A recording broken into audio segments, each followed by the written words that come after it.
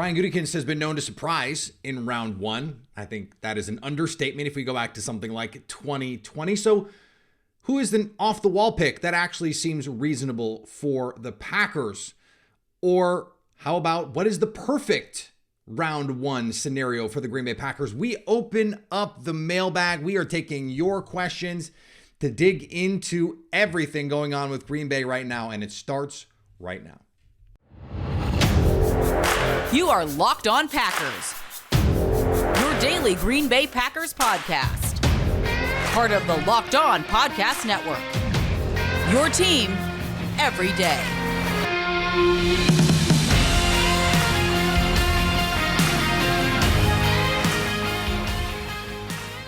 You are Locked On Packers, part of the Locked On Podcast Network, your team every day. I'm Peter Bukowski, and I cover the Packers for The Leap, a newsletter I would love for you to subscribe to. Follow me on Twitter, Peter_Bukowski. Follow the podcast on Twitter, Locked On Packers. Like us on Facebook. Subscribe to the podcast, iTunes, Spotify, Google Podcasts. Wherever you find podcasts, you will find Locked On Packers, the #1 Packers podcast on the internet, and the show for fans who know what happened. They want to know why and how. Today's episode brought to you by our friends at Ultimate Football GM. Right now, Locked On Packers listeners get a 100% free boost to your franchise when you use the promo code Locked On. And thanks to everyone who makes Locked On Packers their first listen every day. We hope you like starting your day with us as much as we like starting our day with you. A really fun mailbag show today. The draft questions are always my favorite questions. They're always my least favorite questions too. Not from you guys, but from people on Twitter who are just like say stupid stuff.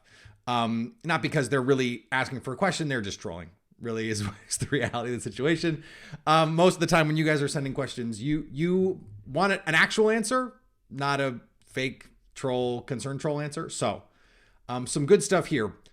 Brad on Twitter wants to know, with the value you see in the day two picks, what are realistic trade down options? We would still get the Packers value in late round one with extra day 2 or 3 picks. So I mentioned this a little bit on yesterday's show, but I think this is a good reminder and a good place to do this. So when you look at the Rich Hill trade value chart, the Packers' 15th pick is worth $315 in points. So if you want to get a day 2 pick, you have to trade down. You don't really have to go that far. You only need to go to like 17 or 18 to get a day 2 pick. Okay, that's Pittsburgh. That's Detroit. That's Tampa. That's Seattle. Well, who are those guys going to come up for? I think in the case of Pittsburgh, it could be a corner. I think in the case of Detroit, Seattle, and Tampa Bay, it could be for a quarterback. Could one of those guys move up for Hendon Hooker? Could one of those guys move up for Will Levis? Those are scenarios that I think work for the Packers, because what you really want to avoid is being in a position where, because you have 2 tight ends that are premium players in this draft, and really that I think are premium players in this draft. This has been billed as a big 3, Darnell Washington, Dalton Kincaid, and Michael Mayer. I don't think it's a big 3. I think it's a big 2. I think it's Kincaid and Mayer, who I called Dalton Schultz on the Leap the other day. Sorry about that. And I just think it's Mayer and Kincaid. I think those are the 2 guys. And so you want to make sure you get one of those 2 guys, or a pass rusher that you really like, a Miles Murphy, someone like that, but moving down to gain those picks. I think that's the kind of situation that you're looking at. A pass catcher, though. And really, it's JSN or the tight ends. Those are your options at 15. And the only reason you're going to trade down is because JSN's not on the board. Otherwise, you just take him. So in this scenario, I'm envisioning that they'd like to take a tight end, move down, add a day 2 pick. So that means you probably need to stay in front of, Baltimore has a tight end at 22. Minnesota has a tight end. Evan Ingram is in Jacksonville. The Giants just traded. So that leaves Dallas and Cincinnati. You have to stay above 26 and 28. I think that's a decent range. And if you go from 15 into the 20s, then you can get real value. Like if you go from 15 to 25, for example, that's real value. Like you're going to get real value. That is a late second round pick kind of value. Like the Giants would have to give up 57 to go from 25 to 15 for a player that they really like. Like, let's say they love Quentin Johnston. That could make sense for Green Bay. So I think that's just some good perspective on how that can all play out. We'll see if that's the way that the Packers end up able to make it work out. We don't know, where they are with their process and the guys that they really like at the top of their board. Okay, Kyle McClure asks on Twitter, is cornerback a sneaky pick for the Packers at 15? The cornerback group is one of the stronger groups, and the Packers love taking premium positions early. Could happen if they are going best player available. I don't think so. I don't think so if they're going to take a corner to play corner. And I think, like, I'm going to write about this for The Leap next week, a newsletter I would love for you to subscribe to. When you look at the premium positions, quarterback, receiver, pass rusher, tackle, corner. You tend to need to get those guys in the first round. So if you're going to draft them, you have to do it in the first. So I'm never going to say never with premium positions at the top of the draft, first round picks. Like if Christian Gonzalez or someone like that is there at 15, like, yeah, run the card in and figure the rest out. Like super talented premium position players they don't grow on trees. The thing that is I think often overlooked though, and the reason that I reject the idea of best player available is a myth, or at least it should be. It's the player who can most impact your team over the life of their rookie contract, who can provide maximum value to you, which is why I think the tight end conversation is more interesting now for the Packers than it might otherwise have been. Corner, you have Jair for sure. You have Eric Stokes, who was really promising as a rookie, still really talented. We don't know what the medical situation is there, but you have Russell Douglas under contract. So you have three guys plus Keyshawn Nixon.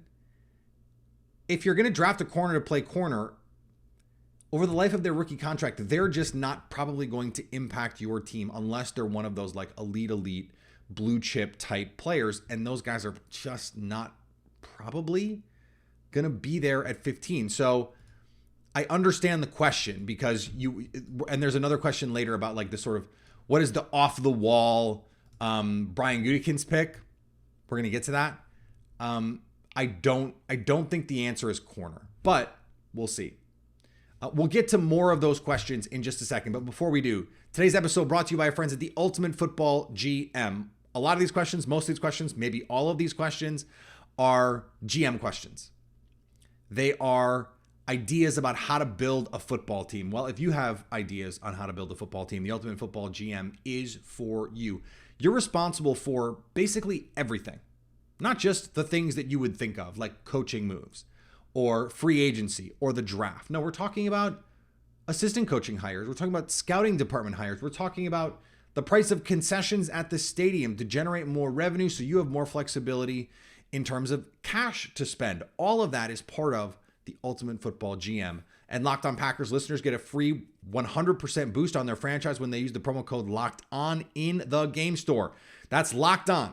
So make sure to check it out today. To download the game, just visit ultimate-gm.com or look it up in the App Store. That's ultimate-gm.com. Ultimate Football GM. Start your dynasty today. All right, I love this question from Double Nickel. Absolutely love this question. And I am gonna write about this. I'm gonna give it more thought than I have for the show. Feeling more confident that the Packers are going to take two pass catchers early. What combo could they draft, and how can they best help Jordan Love in 2023? And so he gives some examples. So let me start with what I think is the best combination that they could come up with. Jackson Smith-Njigba is your all-day best case scenario receiver fit. He's going to play in the slot almost exclusively. So then how do you have a tight end who also maximizes that ability? I think it can't be another guy who plays exclusively in the slot or is going to be, primarily, that's where the best place for him to win is. And so you can say Michael Mayer, but the Packers would have to trade up to get Michael Mayer. We have to go first round, second round here. I think that's how we have to think about this. So Jackson Smith-Njigba in the first, Darnell Washington in the second, because he's the blocker. And then you can have those guys on the field at the same time. They complement one another. They're not taking up space from one another. I think that's the best way to put them together. Now, if you want to have two guys who are going to split out and you're going to play a lot of 11 personnel and you're basically going to be 4 wide, cool. But you need to have that blocker. And so I think this is an opportunity to do that. In the tight end scenario first, Dalton Kincaid in the first, probably at 15, but in a trade down potentially. So he is going to be your F, your true move tight end. So then why not grab someone like Jonathan Mingo, who you can use like Allen Lazard, Ole Miss receiver, someone who can play H-back for you, who did play H-back for Ole Miss. They used him at Ole Miss so similarly to the way the Packers used Allen Lazard. And I posted this on Twitter. There's a stretch of plays where he does 3 things that are just full Packers. He is the lead blocker from the slot on an outside run. He is the intended target on a slide play action play where he starts in the H-back spot. And then he catches a receiver screen on an RPO. That is a Packers type all day. And you don't have to run plays for him. He's just going to go out and do all of the things that you need him to do. And you can let Dalton Kincaid go out and catch passes. So I really like that. And then the other one that I'll give you, and it is actually one of the ones that he double nickel is on this. He gave another one of these that I really like. He had JSN and Laporta. I had JSN and Darnell Washington. He has the Kincaid Mingo one. Smart guy. And then I think the Mayer Hyatt one, that might actually be, and I said this on the show the other day, I think that is the combination that they would prefer. Because I think they think Jalen Hyatt is really, really good. And so Michael Mayer in the first, someone who can play that true Y, but also make catches in the middle of the field, is going to block. And then someone like Jalen Hyatt, speed slot type, someone who can take the top off the defense, run those deep overs, crossing routes, and use that speed. Someone who can create like that. That is so, so useful. I want to get Laporta in here because I just really like Matt Laporta, but it is kind of a difficult needle to thread because he was a move player. And so I like, is there a blocker? Like, that's where it gets complicated for me. I don't, by the way, I call him Matt Laporta, Sam Laporta. Matt Laporta was a baseball player. I don't have a great receiver pick with Laporta. JSN would be great because JSN would just be great. But okay, let me do this. So let me go Cedric Tillman and Matt Laporta. Matt Laporta, I did it again. The reason being, Tillman is a vertical linear kind of player. And I think that you're going to be able to get down the field with him. He's going to win on the outside. You can then use Laporta in the slot. Now he can play in line, but you're going to use him in the slot. I think that's the fit that makes the most sense. I don't love Musgrave as much as other people, so I kind of don't have him in the same sort of. I think there's actually a big 4, if we're being honest. It's Mayer, it's Kincaid in their own tier, and then you have Washington and Laporta, and then there's this Musgrave Kraft group after that. So I feel good about those scenarios there. This is a related question from the notorious PWB. What's the best first round outcome? Give up a day 2 pick to jump the Jets and trade up for JSN. Best player available at premium position at 15. Give something close to the Saints deal and get a tight end at the end of the first, but it's neither Mayer or Kincaid. So those are a lot of those. I think like ideally, you get Jackson Smith-Njigba at 15. That's ideal. I don't know if that's going to be able to happen.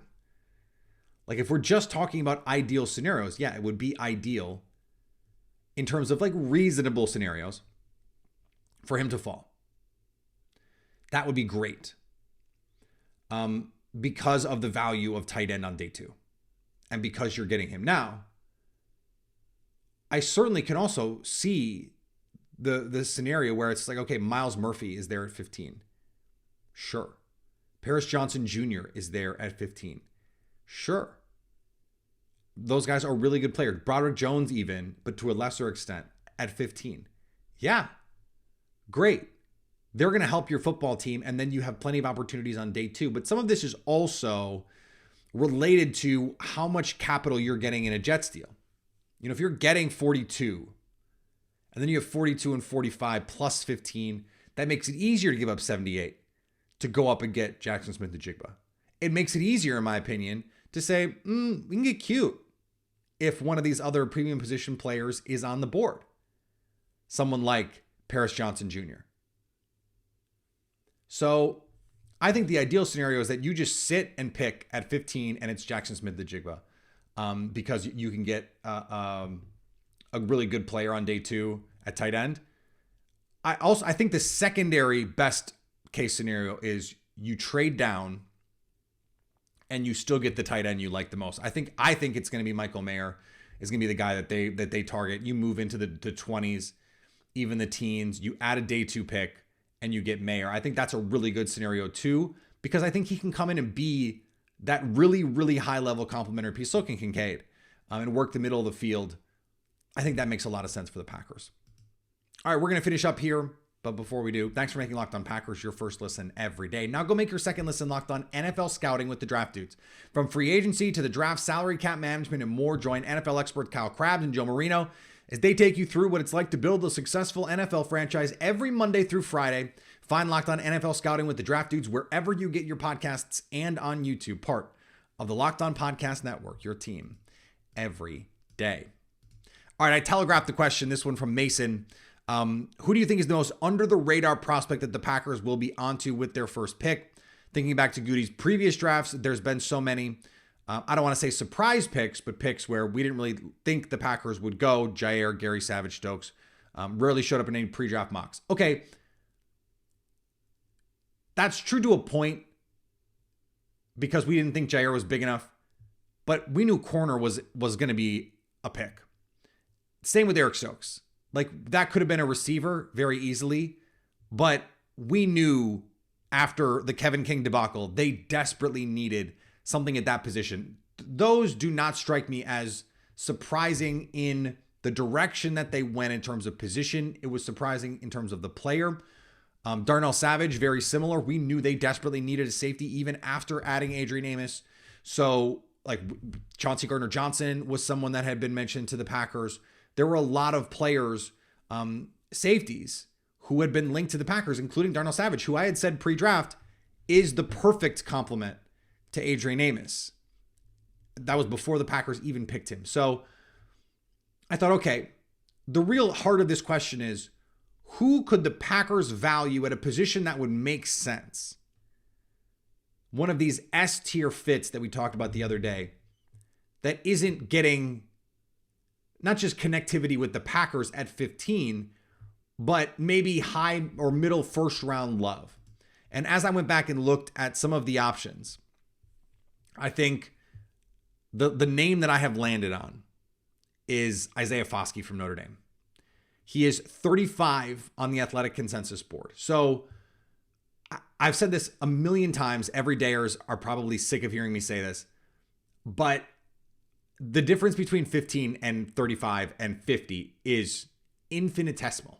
And there are going to be guys on that are 50 on some boards and 15 on other boards. And they're both going to be right because there's just this big mushy middle of players. He is a premium position player, an elite athlete from a blue chip program with elite athletic measurables. He's a pass rusher with a high 9s RAS, with 2 years of double-digit sack production at Notre Dame. Like, at a certain point, I kind of think we're just overthinking it. And like, yeah, that sounds like a first-round player to me. It just does. So I also think as you look around, some of these corners, I mentioned that like off the wall, I think that there was some of these guys would genuinely surprise me. But one name that I think I want to flag, Cam Smith from South Carolina, posted a 9.68 relative athletic score, but there have been some discussions that maybe he's a safety. He's big, he's physical. And so I think a situation like that, Kaylee Ringo, for the same sorts of reasons, I wonder if the move there is, especially because the thing about Kaylee Ringo, and we've talked about this on the show a little bit, his best ability is to not get beat deep. He's so long, he's so fast. But especially in man coverage with the ball in the air, he doesn't always find the ball, and he's a little stiff in man coverage. Sounds kind of like a safety. And if you're going to live in this too high world, play top down, then you don't have to worry as much about ball tracking and receiver tracking at the same time.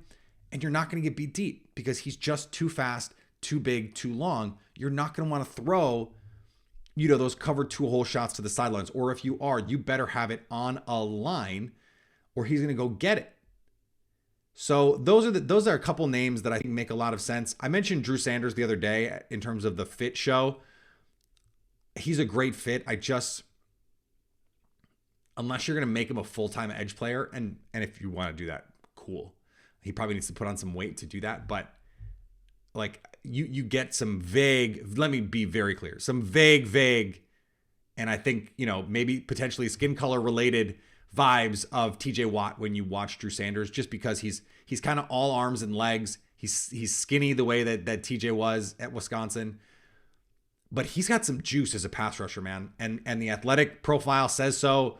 8.95 relative athletic score. He is juiced. He is twitched up. And so I think that could make some sense for Green Bay. I think that could be one of those picks that you go, oh, I wasn't expecting that, but it makes sense. Yeah, it makes sense. All right, last but certainly not least, John on Twitter asks, what is your favorite old-fashioned recipe? As someone who has moved to Ohio, when I ask for a brandy old-fashioned sweet, it definitely confuses the bartender. So let me tell you a quick story. I lived in New York City for a decade. I still live in the tri-state area. Grew up in Wisconsin, so very, very much familiar with all of the different ways you can make an old-fashioned. We're at one of my favorite bars downtown with my wife. She was my girlfriend at the time and some friends. And she says, order me a brandy old-fashioned. We had just come back from Wisconsin, and so she was sort of on a brandy old-fashioned kick. We go up to the bar, I order it, and the bartender looks at me, and he was a nice guy.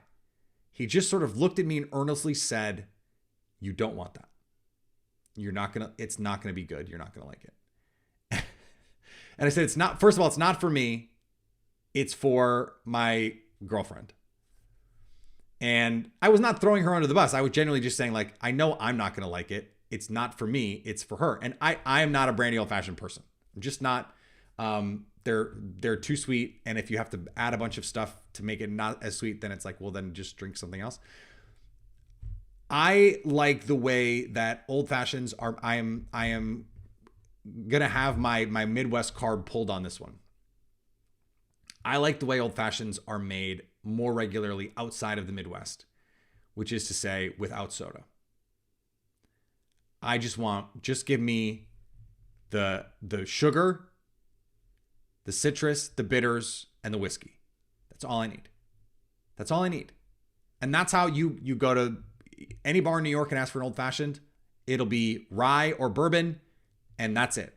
And most places I've been outside of the Midwest, you order an old fashioned, that's what they bring you. In Midwest, people use 7-Up, they put seltzer, they add all kinds of stuff. You drink whatever you like, however you like it, please. I am not trying to yuck anybody's yum, I promise. Drink what you want, do it responsibly. You're not hurting anybody, hopefully. So that's just me. I'm not a brandy old-fashioned sweet brandy old fashioned sour. No, I don't like brandy old fashioned anything. My wife does. I'm bourbon mostly, though. You know, I do rye from time to time. If on a cocktail menu it says they use rye, I'm not going to tell them to not use rye. But if I'm at home and I'm making an old fashioned, I will use bourbon. Usually Buffalo Trace, although Old Grandad is also really, really good for an old fashioned in terms of like that easy to find, non-allocated. If you make an old fashioned with an allocated bourbon anyway, you're a weirdo. But again, if that's what you want to do, go do it. So yeah, I'm a bourbon guy, and I don't need the soda. I don't want the soda. Not club soda, not sweet soda. No, thank you. It's just not for me. So if that's what you want, great. But all this talk about old fashions, I'm going to go make my one right now. And please go do the same. I have many times on the live stream shows that we used to do on Periscope, I used to have an old fashioned regularly. In fact, one of those cost me my computer back in the day. I was sober. I had taken 2 sips of it during the live stream, and I was putting my stuff away and knocked it over right on my laptop. Shoo. He gone. We'll be back next week. Maybe we'll have an Aaron Rodgers trade to talk about. Maybe we won't. Follow me on Twitter, Peter_Bukowski. Follow the podcast on Twitter, Locked On Packers. Like us on Facebook. Subscribe to the podcast, iTunes, Spotify, Google Podcasts. Wherever you find podcasts, you will find Locked On Packers, the #1 Packers podcast on the internet, and the show for fans who know what happened. They want to know why and how. That's what we're trying to do around here. And anytime you want to come hang out with us live, we're going to be doing live streams around the NFL draft. Live streams around an Aaron Rodgers trade. Those might end up being the same thing. We will see. Check us out on the Locked On Packers YouTube page, where we will be doing all of those live streams so you can stay Locked On Packers.